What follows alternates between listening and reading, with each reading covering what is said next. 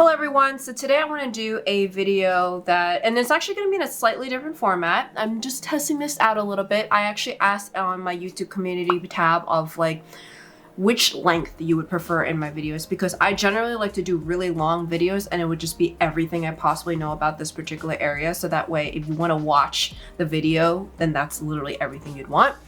And it looks like majority, and I actually only just posted this like last night, maybe I should have had this earlier so I have an idea, is like short and concise but at the same time detailed. So I'm gonna try this out.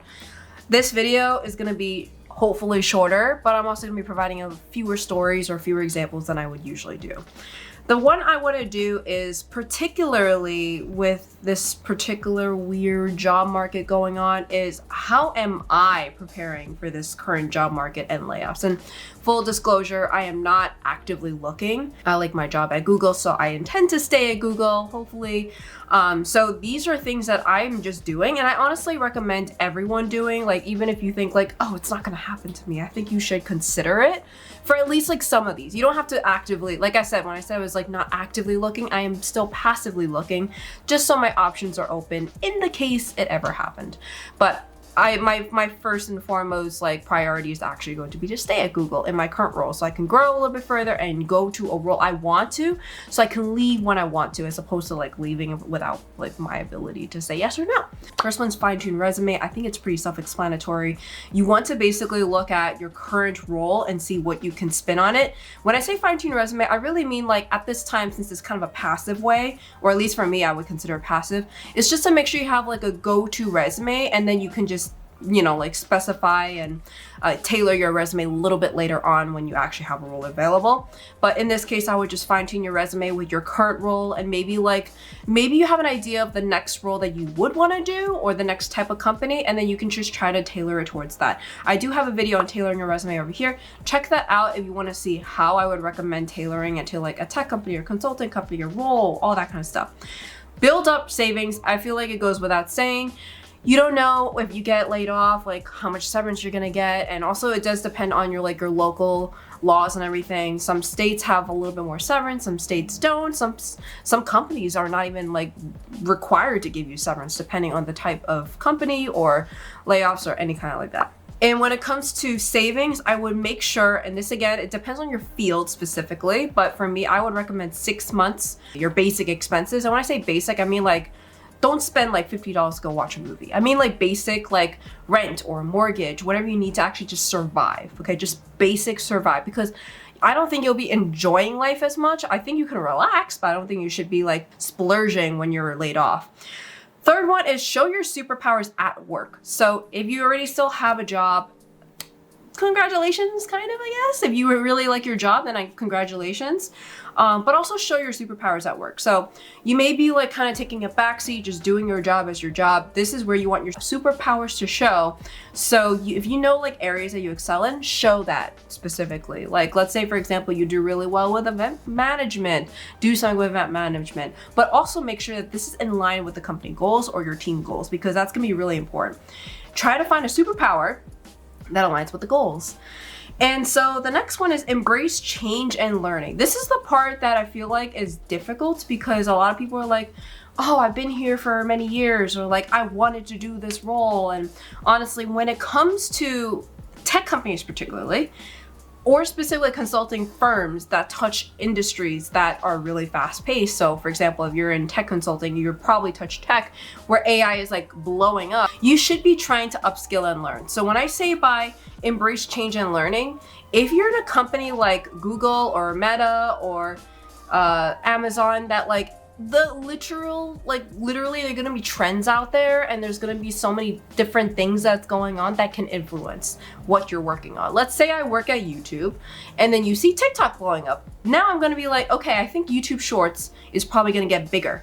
And it did. So I would actually like start to try to look into how to pivot to short form content, and specifically in those areas. So like no one kind of knew what TikTok was until it became bigger. But you want to kind of like, when I say embrace change and learning, don't be like, short form content's not going to take off, so I'm not going to do it, or I'm not going to look into it. But we're seeing that it does. So in this case, maybe you should learn something, so that way if you wanted to stay or move over to that area within the tech company. And when I say tech company, I mean like you could be in TikTok, you could be in YouTube, you could be Meta. Like, I'm not saying as a content creator, like, oh, I should go into short form, but even at the same time, I think I should go to short form, right? Like, let me comment down below, like, what kind of short form content would you even want from me in the first place? So, back to the topic. Like when it comes to this, you want to embrace the change. See where the trends are going. See if you're interested. Do some research as well. Like even if you're not interested, do some research and then learn that area at the very least. So that way you knew like, okay, if that area is growing and my area is not, maybe you may consider like pivoting. But I do want to also say high risk, high reward. If that area is also a very risky or very what do you call it, early adopter phase, then it might be difficult because if something happens, like let's say a regulation happens or like a law happens or some kind of company went out of business. Let's say TikTok went out of business. I guess in some ways there's an inverse relationship there because maybe YouTube Shorts goes up if like TikTok gets banned or something. But though it's just like riskier and more volatile. So you may not have like the best prediction of how it's going to be like, because who knows how the job market's going to be like if literally the whole industry just swipes out. It's like a great example would be like self-driving cars. Regulations happen all the time. Is it going to happen? We don't know. So moving forward, cut down on unnecessary spending. This kind of goes in line with like building up your savings. You don't want to be like spending a little bit too much. So by the time that you one day you lose your job or something like that happens, then you don't have the income to kind of back that up anymore. Hopefully you have at least severance to kind of back that up, but like around this time when it's a little bit crazier and you don't know how it's going to be like, you may want to like dial that down a little bit. So the other one is like make your work and involvement even more known. So usually when it comes to something like layoffs and performance or anything like that, visibility is really key. They want to know like, okay, there's going to be like two scenarios. One is your director, your manager, your management change doesn't even know what's happening. Sometimes it's like what the higher ups are saying and go like, we're wiping this entire team out because you guys are no longer needed. We're investing in this field instead, which actually goes to my previous point about like embracing the change and maybe that's the area you want to go to. The other part, however, is if the management chain does know what's going on, you want your work to be known, like your good work to be known. So that way, if they're making the decisions about who to lay off, you want your work to be shown and known. So that way, you know, you're evaluated on an equal basis that like, if you don't show what you're working on, they don't know what you're working on.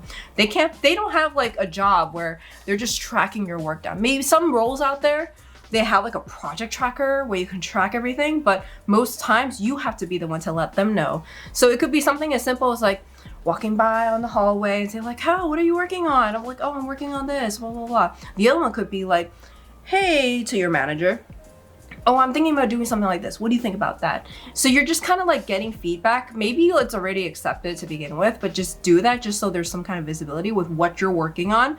And then also shows a little bit about your actual personality too. Maybe you're like seeking for work. Maybe you're constantly thinking about improving versus just like taking the work that comes to you. In some kind of ways, it's kind of like, how do I better improve their business or the company? So the other one is like, honestly, now we're gonna go into the little bit more lesser known ones, but like business as usual. I think a lot of times what I'm noticing is that some people are just like, "Oh, what's gonna happen? Like it's gonna get laid off. Why do I even bother?" I'm like, no. This is kind of like contradicting what I just said, but like also do business as usual. Like try to do what you're already doing. You don't want to just kind of like stop everything. And then vice versa. This is kind of contradicting, but I'm going to talk about it a little bit. Is value your mental health. And when I say that, I really mean that any of this like talk, this buzz from the outside, like let's say there's news out there about it, or that there's like people constantly go like, "Oh my God, I don't know if I'm gonna stay here," or "I don't know," or that kind of stuff. And then they just have it affect their work. Try your best not to affect your work, but instead of just like ignoring it, actually like talk to someone. I would not say confidential stuff though to other people. That's the thing. If you have a therapist, that's great. But at the same time, it's like very tough because like, let's say you have a partner, let's say Addison, he doesn't work at Google, but something's happening at work. I can't say it to him technically, but I can tell him my feelings. I'm like, "Oh, I'm frustrated," or like, "So-and-so got let go," or oh my God, I don't know if I'm gonna have a job. Like, what am I gonna do with my 3 cats? How am I gonna feed them? All that kind of stuff. But you can seek for support. So let's say, for example, you're in my situation. I have a roommate in this case. It's my husband. But like, if you are watching this, you might just have a roommate and you're gonna be like, oh, by the way, I may or may not be let go, or laid off next week or next month or something like that. There's a big conversation that's happening this particular week or something like that. You want to kind of just talk to them and say like, I want some time alone, or like, ooh, do you want to go out? I want to just kind of let it go, or like all those kind of things. Like, you don't have to tell them, but at the same time, they can show up for they can show up to you that they're there. So you don't have to tell them, but at the same time you do, you know, like honestly, it's like a fine walk to carry. When it comes to me, like, Google layoffs are public, but at the same time, the details are not. So Addison knows that layoffs are happening, but the details are not known. So in this kind of way, I don't tell him the details, but I do know that like he knows that I know.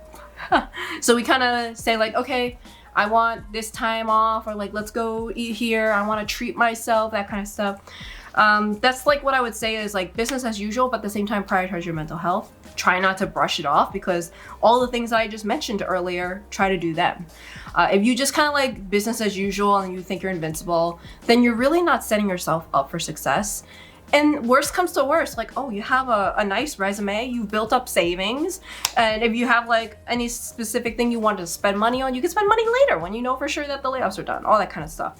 But when it comes to this kind of stuff, the whole purpose of the video is to be, how do I prepare? How do I prepare for this particular thing, okay? Because everyone can do things a little bit differently. If you live with your family, that's even better, because then I will be like, I have no bills to pay. Maybe the only bills I have to pay is like paying for my cat's food, but like, okay, you know what?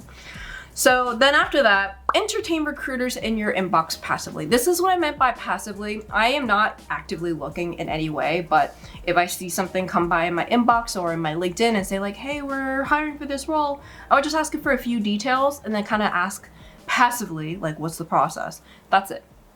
I personally have not interviewed, but that's also because the roles that have come by to me passively are not really that interesting to me. There's like probably one, but I don't really care for it, to be honest. I'm not really looking for it, but I know that if I am laid off, then I would probably reach back out and say like, hey, I ended up getting laid off and I would love to learn more about the rules at the particular company that you're working at, that kind of stuff. And you can also do the same thing with networking as well. I will look at the job market and then see the hunger, because if, let's say, for example, you're in a highly coveted area like data science, maybe you want to see like, how's the hunger for those particular roles and where. Meta. Maybe Meta is like doing really well, but then their short form content not doing so well.